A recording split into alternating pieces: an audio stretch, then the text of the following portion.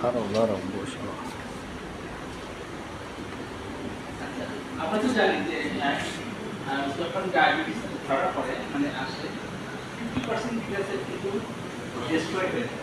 50% 60-70% পর্যন্ত অনেক সময় দেখা যায় যে মৃত্যু হতে পারে ফিটাসের। তারপরে আর মেনটেন করতে পারে না আমরা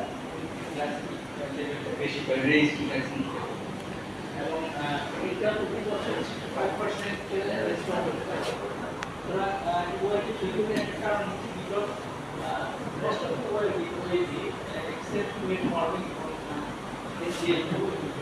এটা হচ্ছে ক্রাব, চিকেন চিলি অনিয়ন,